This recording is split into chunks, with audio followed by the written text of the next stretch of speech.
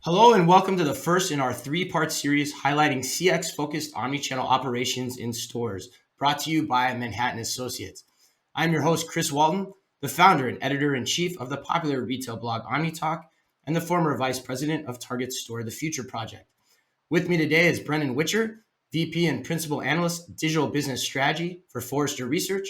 Brendan works closely with digital business strategy professionals and is an expert on consumer behavior and technology trends in the commerce and engagement space. Brendan, it's great to have you with us today. It's great to be here. Thank you for inviting me. Yeah, absolutely. This is going to be a blast. All right. And joining us as well is Brian Kinsella, the Senior VP of Product Management at Manhattan Associates. Brian brings 25 years of experience helping some of the most prominent brands globally with their retail technology strategy and is an expert on supply chain and omnichannel commerce strategies. Brian, it's great to have you too. Likewise. Thanks for inviting me and glad to be here. Looking forward to the conversation this morning. Thanks.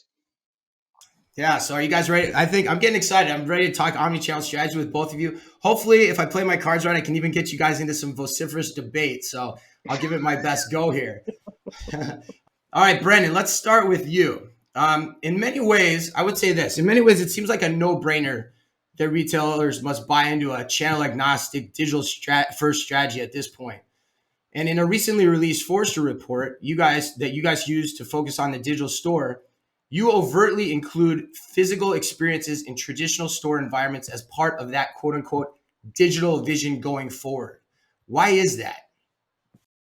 Well, the reality is it doesn't really matter what the industry wants to do or where the stock market wants your company to drive sales or anything like that. The reality is that at the end of the day, it has to be up to the consumer, and the consumer is going to choose where and when and how they shop and in the way that works for them, right? Sometimes I wake up that morning and I say, oh, you know what? I really need a blue shirt today for a dinner tonight. My first inclination isn't where can I go on the internet to buy it, right? My first inclination is where can I go get it today?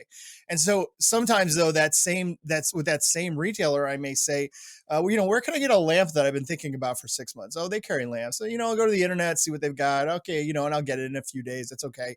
As you can see, even between myself as a consumer and that particular brand, that particular retailer, it was situational, right? Everything is situational with the consumer. And sometimes we want to shop a certain way. Sometimes we want to shop a different way. If you look at NRF's numbers for this past holiday weekend, you can see that actually e-commerce sales went down. As I said, they would. They went down because we weren't in a state of forced behavior like we had been the year before. We were allowed to shop to some degree the way that we wanted to shop, and therefore people went back to the way that worked for them at that very moment. Incidentally, as e-commerce sales went down, store sales went up.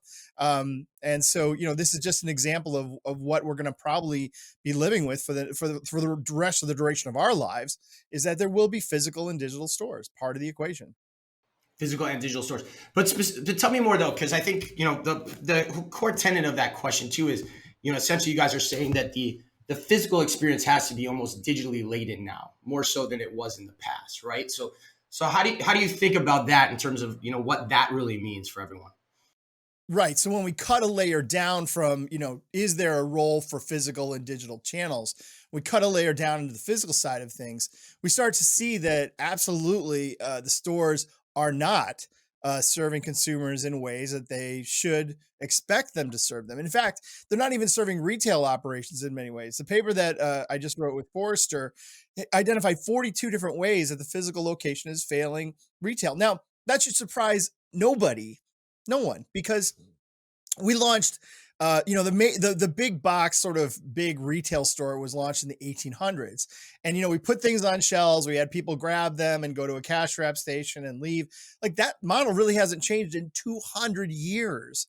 And yet, the reality is the way we shop, our expectations for how we shop has changed significantly, even in the last 20 years. So the truth is that today's environments, if we were built to stores today from scratch without ever having history of having physical locations to shop, we would build them much differently, knowing that we had product reviews and subscription services and cross-channel shopping and all these sorts of things that consumers look for today in a shopping experience. We just haven't built them into the physical retail space yet, mostly because we're still thinking legacy ways of doing physical retailing. Right, right. And the way I think about what you said too is almost like we need to think about the stores as a digital product expression. Like we would an e-commerce website or a mobile application instead of like a strict piece of architecture like they've traditionally been In designed for some the ways, past 200 years. yeah, in some ways you're right, but in some ways I'd say it's more about designing stores to be purpose driven. Like, what is the purpose of a store? Remember, 200 years ago, the purpose of the store was to have people walk in the door, grab something off a shelf, and walk to a cash station, right? And cash wrap and leave, right? Like, that was the purpose. And since then, the purpose of the store has evolved quite a lot, and yet we haven't redesigned it for those purposes, right? In other words, what I'm really trying to say in a nutshell is that if a consumer shops in any way, shape, and form other than walking in, grabbing something off a shelf, leaving through the store is not optimized to serve that consumer. They're also not served to serve the retail operator who's trying to keep up with customer expectations in so many different ways. So it's really about the fact that we haven't expanded the purpose of the store. And when you look at the paper that I wrote, you'll see that each of those 42 serve a specific purpose for the consumer or for the retail operators. This isn't just like nice to haves. These are things that actually would add value and relevancy to both sides of the equation. Right. And like it depends on what retailer you are and what brand you are too, in terms of which of those you're going to adopt most quickly. Brian, what's your take on some of this conversation that we've been having, Brendan and I?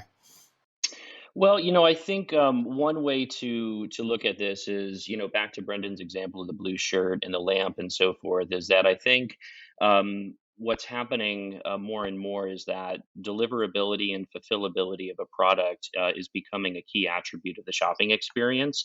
And when you go to product detail page now, it's just as important to know when can I have it, what options do I have, can I do curbside, can I do same day, do I get free ground, those types of things, as some of the attributes of the product itself. And I think that that is a big change. And I think that the store plays the most critical role in helping retailers transform their experiences to put that level of flexible fulfillment into the hands of their consumers. Because the reality is, almost nobody except for Amazon is going to be able to localize their inventory in warehouses the way that Amazon does. So stores have to play that role. Again, whether it's I'm willing to drive there, I want to open my trunk and have it thrown in, or I want to come in or make an appointment to try something on. To Brendan's point, a lot of permutations of what that can look like. But what we find is that those questions and those experiences are getting dragged earlier and earlier up the purchasing funnel.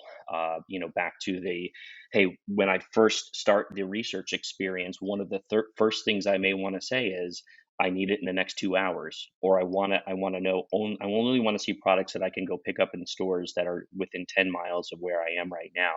So that's a big change. And sort of under the covers from a technology standpoint, this is one of those things that's easier said than done because of the dynamic nature of inventory, the nature of inaccuracy of store level inventory in almost all cases, and compensatory measures that have to be put in place to be able to offer that experience to customers and not disappoint them after they actually place their order. So I think that's a big part of it. And then the other thing that we can maybe talk about as we go here is just what happens post purchase, because I think more and more customers are now expecting that after they click submit order, they still want to participate in the life cycle of that order, which in most purchasing experiences today is not true. It's fire and forget. It's into the void. It either shows up or it doesn't. We'll send you a tracking message in a day or two and let you know.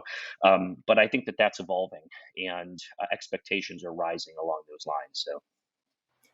Yeah, that makes a ton of sense. I think those are two really good takeaways. I think just to recapture them for the audience too. The first I heard really was the whole idea that the physical expression of the store, the physical retail experience, has to come into the digital world by way of the front of the funnel purchase activities that people are taking in the e-commerce space. When can I get it? How can I pick it up? How can I fulfill it?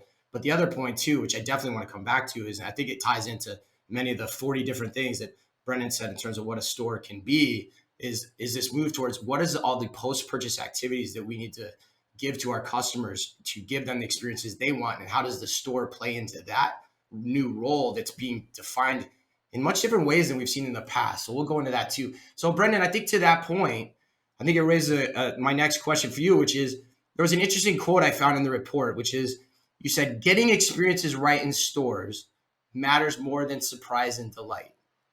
And I think that's a really powerful statement when one stops and thinks about it, because we hear a lot about stores need to be experiential and all that. But I want you to tell the audience, what do you mean by that? Because I think it really is powerful. Yeah. So before we get to that, I want to say something else that Brian said that I think the listeners of this, I got to double click into something Brian said, because he said it and I know what he was thinking and he moved right through it. But actually, it's such an important point, is that your physical stores, like, are your warehouses for you as a brand. Amazon has made a choice. They're going to put warehouses everywhere, right? You can't do both. Like, it doesn't make any sense. Like, all these companies, like, we need to put warehouses everywhere. I'm like, but you already have stores everywhere. Amazon doesn't have stores. You can't double down. It's not the same strategy, right? A pure play retailer putting warehouses everywhere doesn't work for a multi-channel retailer who already has stores everywhere. Right. And that is something that people forget all the time, is that they feel like they need to mirror Amazon, but you can't mirror Amazon because you're not Amazon. And I don't mean you're not them from a perspective of like never being able to achieve their success. I mean, your model isn't the same. Right. And you can't afford to have 2,000 stores and 2,000 warehouses across the US. It just doesn't make any sense whatsoever. So to Brian's point, which I want to put a real big exclamation point on, which is, you have to use your stores. Unless you're going to close your stores and turn them into warehouses, let me say that is a mistake all day long.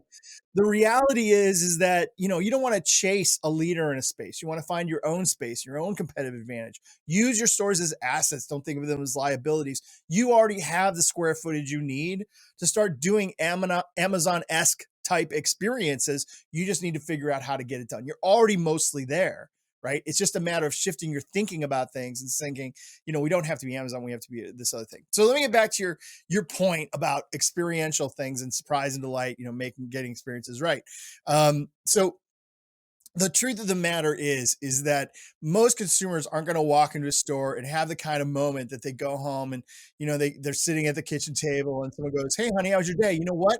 I was surprised and delighted today by this retailer who, when I walked in the door, they were able to recommend a perfect product for me. Like, oh my gosh, like, I'm so surprised and delighted. Like, I'm never going to shop with anybody else again."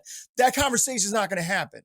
Okay. Period. End of story. We don't get surprised and delighted. We all drive cars. When we get out of our car, we don't turn around and we're surprised and delighted that the car got us there, right? We expect things to work. We expect things to work in our lives, right? Not hugging our cars like, "Thank you so much.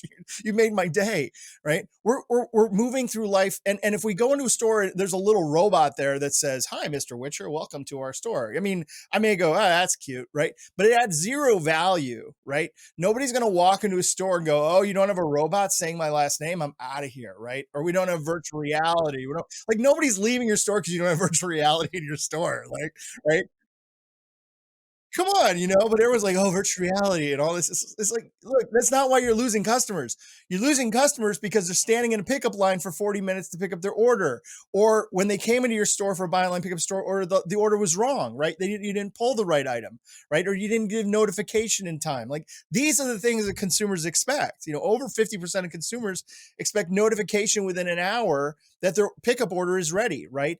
That's the expectation of consumers, not the other side. And so what I see companies doing is they shift towards surprise and delight sort of things without checking the box first on some very unsexy stuff that at the end of the day, that's why the consumer is choosing you or not choosing you. It has nothing to do with like how innovative your store is, right? We get innovation from all different areas of our lives. That's fine. But when I want to buy a shirt, I just need to buy a shirt and I need it to be right. You know why? Because I don't want a sexy experience. I just want to buy the shirt and go take my kids to soccer practice and get my job done and do all the other things I need to do with my life, because we don't think that much or care that much about most purchases we make. And I say that and everyone like points to a Tesla or something like that and says, "Oh, but people care about these things."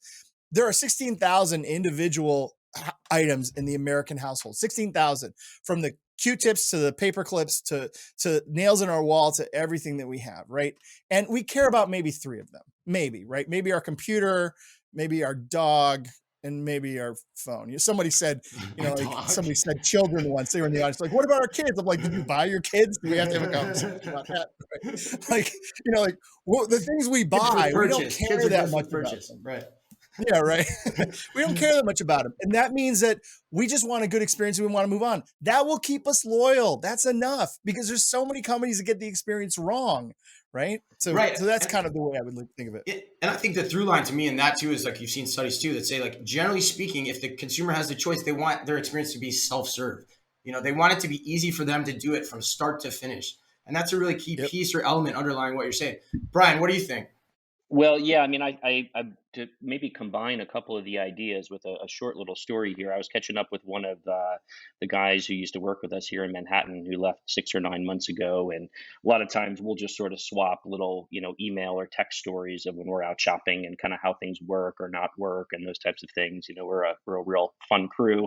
But we one of the things that he was telling me the other day was, man, I used the Target app and I wanted to get a bread maker or something like this. And I went in the app and I reserved it and I pulled in and I just put the code in terms of where I was parked. And, I opened the back gate and I could even tell in the app, which side of the SUV to put the bread maker in. And she came out and she did it and it was super easy.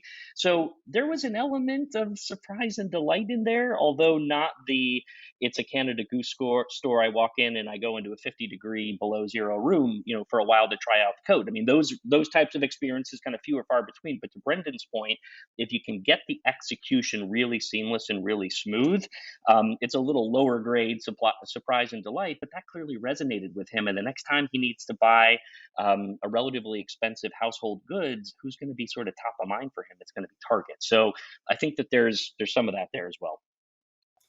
Yeah, it Yeah, reminds me. I will. Let me add on to that, Brian, if you don't mind. Sure. Like, you're probably not going to see anyone at NRF making bid headlines like, "We can carry something out to your car for you."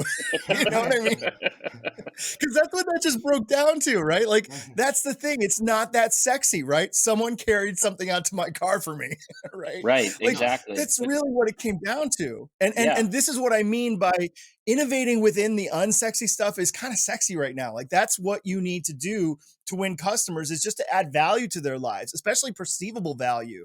That, what I would say is what your friend found is that they found perceivable value in that experience. It was value to me to be able to just say into the app, put it in the driver's side passenger door, right? Like or into my trunk, right? Like, that added value. It wasn't necessarily surprise and delay as much as it was just like, oh, okay, yeah, that works. That's good. It's good to be able to have that. I like that, right? That sort of thing. And so companies today like don't know where to draw that line. Suddenly they're like, oh, but what if we could do it with a robot going out to the car? And what if we could do it where they could use augmented reality to see what it'll look like delivering to the door behind me versus my driver's side door? Like, let's see that first in augmented reality. Like, no, they don't need to do that. Yeah, Right. no, And we it know reminds that. me of a. Oh, go Yeah, ahead, I was Brian. just going to say, operationally, and obviously we've seen this in warehouses over the years and stores over the course of the last decade. The real challenge with being able to pull this off is pulling it off at scale, because it's not hard to run someone a bread maker once a day, but do it 300 times a day and get 297 of those to go really well. I mean, that's the tougher part. So, and that's not sexy, but it makes a big difference when you have that many customer touches and customer interactions. So, yeah. Yeah, the scale and the repeatability is key. It reminds me too. I remember I was doing an interview with the CTO of Sam's Club, and he said something I'll never forget. He said, "You'll know omni-channel retailing when you don't see it." And I thought that was a really powerful statement. And Brendan, I was wondering, as a transition here, a segue to that, I was wondering, you guys have a rubric that you've developed. It's called the 6E framework, in terms of trying to help retailers figure out how do they make omni-channel retailing good in a way that they know it when they don't see it. What are those 6Es, if you don't mind? I'd love for you to tell the audience about what those are. Yeah, well, I think the most important thing to state before I tell you what they are is, why did we break them down into 6 categories? The reason we broke them down into categories is because companies often feel like transforming the store would be like trying to boil the ocean, right? It's just too big. It's too much.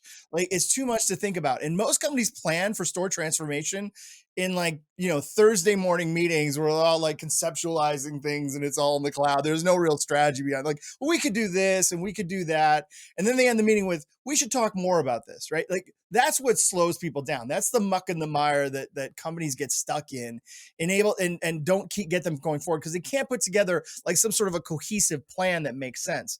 So we develop the 6C strategy to say these are categories of things you should work on. It breaks the big chunky thing into 6 smaller ponds of work that you could do to analyze like where should we go depending how our business is going. Maybe pick 1 or 2 and you say we're going to focus on these areas first and not so much these areas because our customer doesn't shop this way. This isn't really our model. This isn't our brand, right? So again, purpose driven. Even the report itself was purpose driven, right? Not just the theme of the store becoming purpose driven, but the idea of being able to help our clients. It's the point of why I write papers, helping our clients get out of that mud, move forward, right? Like let's build a plan and let's build it around something. So the first E is engaging customers. And you're going to find a bunch of categories under engaging customers about, this isn't doing some cool, innovative, sexy stuff. This is stuff actually that they often already experience online that adds value to them and things of that nature, like creating some sort of moment where I can talk to a device. This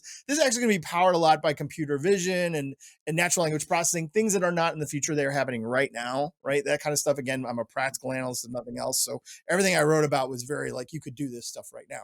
So, creating those experiences that are one-to-one, like these big box retailers have a ratio of 22 customers to 1 associate on average, right? You're not going to be able to serve every customer through your associate, period, end of story, right? And so you need to have self-service tools, right? And that allows for customers to get the experience they want. That's engage customers.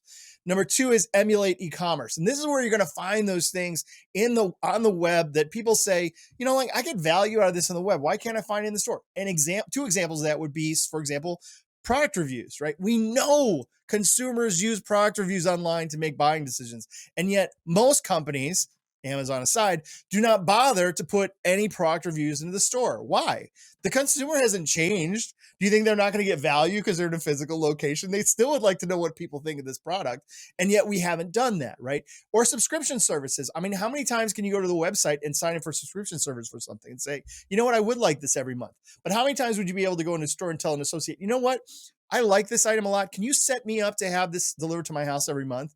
The associate's going to tell you no, right? We're not emulating those things we already know work in e-commerce. Number 3 is expand impact. And this is the idea Brian was getting to, is thinking about the store as a cog, right? That is serving the needs of a lot of different parts of retail happening today, whether it's email or other channels or things like that. Like we need to think about the store as a part of the ecosystem, not a separate channel that all is inclusive there.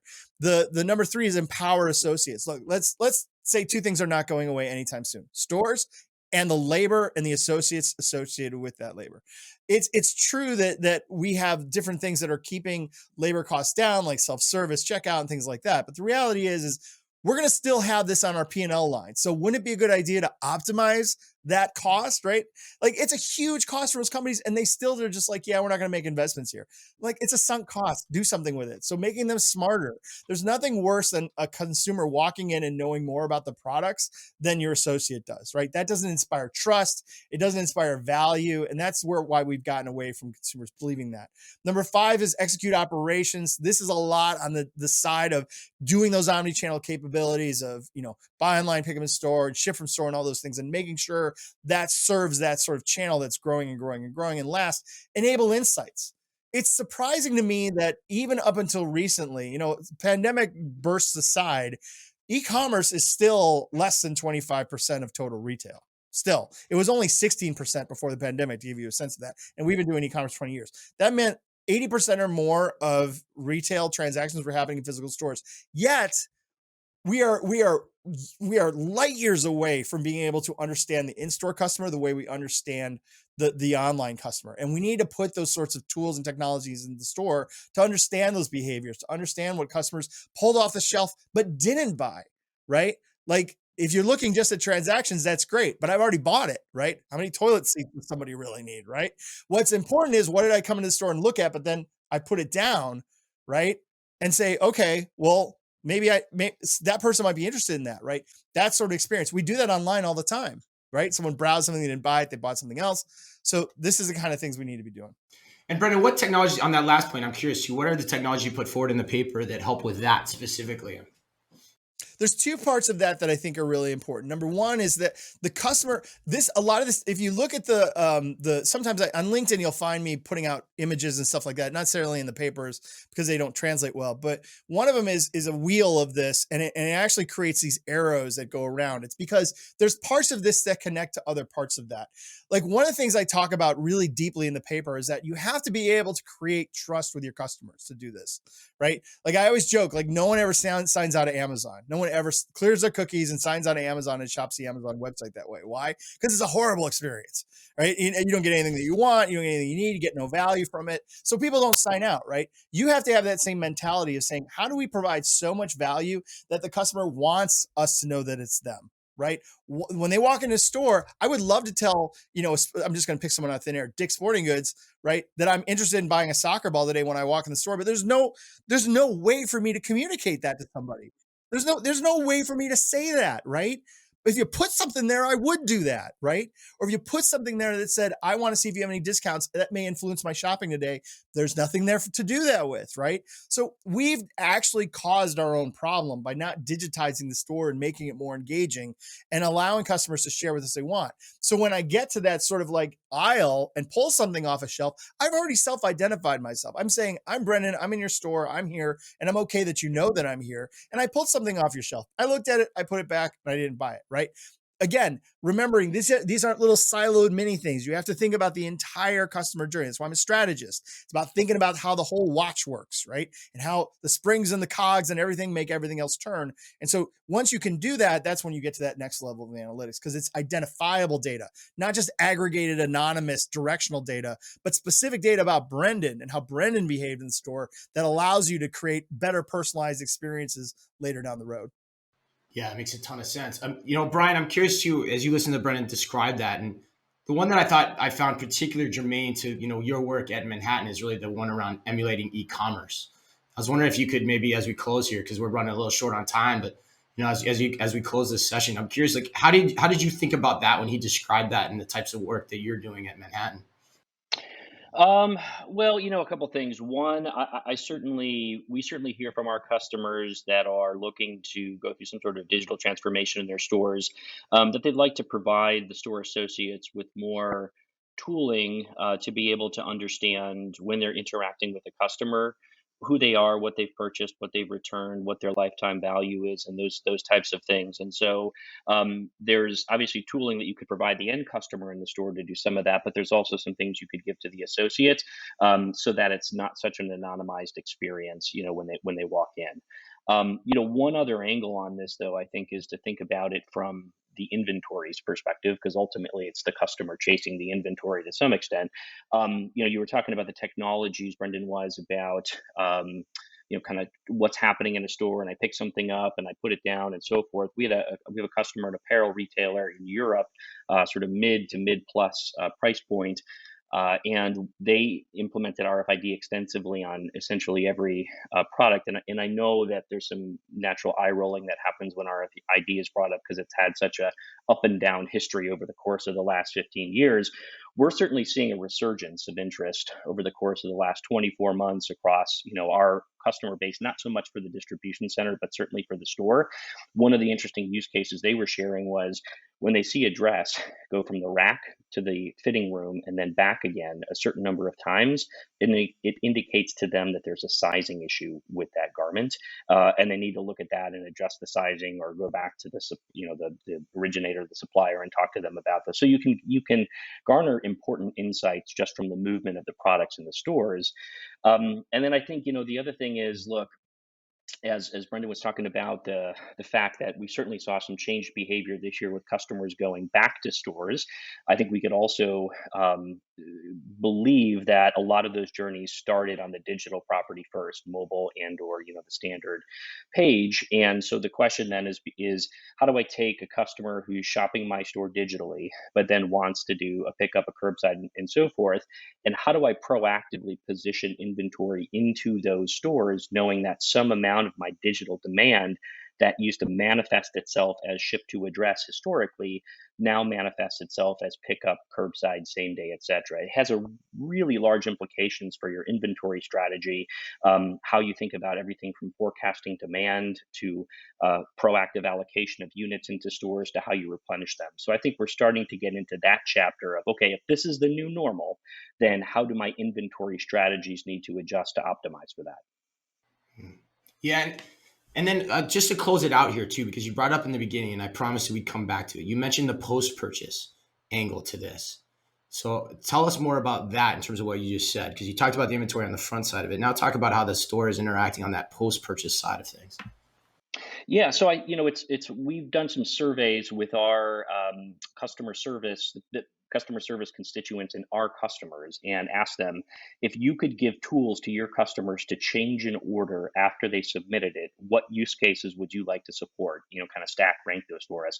One of the surprising things that we learned was change of address was top of the list, aside from cancel, but change of address was top of the list. So one of the things we're working on now is, hey, let's take that digital self-service capability we provide, and let Chris log in, an hour a day, 2 days after he places that order, and send it to someplace different. And the way that we look at it, whether it's the store fulfillment application or the warehouse application, until it's loaded on the back of that truck, I should be able to change the address or change a quantity or add a line. And that's a really big impact on the customer experience, because today, 9.5 times out of 10, if you try to do that with most merchants, what they're going to tell you is, well, just return the original order and place a new one.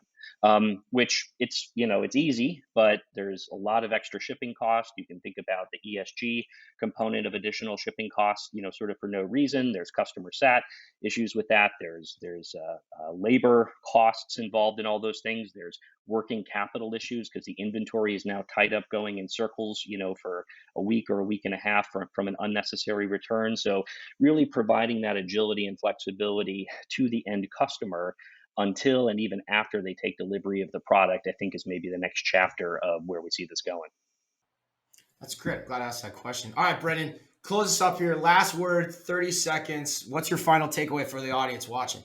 Yeah, here's a thing to not forget about, and I'm going to use Brian's words to kind of touch back on it, which is number one is, don't forget about the emotional components of this. We call these conceptions at Forrester. In the paper that I have upcoming, I talk about customer conceptions, that I positively feel about this, that I negatively feel about this. Those sorts of things really do matter in a world where consumers say, I can buy this stuff anywhere, right? I know I can get a coffee maker. When I ask people, where do you get a coffee maker? They don't say 1, 5, 10. They say hundreds, thousands, millions. That's maybe not true, but it's the perception of today's consumer, is that I can get this stuff anywhere. The question is, why should I buy it from you? And a lot of that has to do with how you make me feel about the experience. When Brian said, well, you're just going to have to, just go online and cancel the order and replace the order. First of all, don't say just to a customer ever, because what you're saying is just take time out of your life to go do something because we can't do it. That's how this is where retailers often forget. They say, oh, it's just the customer just has to do something. It's like, you forget how the consumer is going to perceive that. They're going to perceive it as, you can't help me, I have to help myself. Right. And that is so critically important. You cannot afford to lose customers because they have a bad feeling about an experience. Right. I used to be in the restaurant industry. I was a restaurateur in Chicago many, many years ago. And I always tell my staff, we can screw up the food and people will come back. If we tick people off and we do bad service, people aren't going to come back. We're far more influenced by the way something makes us feel than the actual nuances about something that can be fixed or whatever that is, right? So I would just say, don't glaze over anything Brian has said today about, the way the customer is doing things, the way that you need to operationally execute things, because at the end of the day, bad operational execution leads to very poor customer experiences, which then leads to customer attrition. So if you want to know how to keep your customers, go back to core, go back to your operations and say, what are we doing wrong that has downstream implications of causing customers to walk away and shop with somebody else? Well said, man. Well said. All right. Well, on that note, I think that's the perfect note to wrap it up. Big thank you to Brendan Witcher, VP Principal Analyst at Digital Business Strategy at Forrester Research, and Brian Kinsella, the Senior VP of Product Management at Manhattan Associates. Oh, man. Thanks to everyone for tuning in. And on behalf of Brendan and all the Brendan and Brian and all the folks at Manhattan Associates. We hope you guys have a fabulous close to your week. Stay well and goodbye.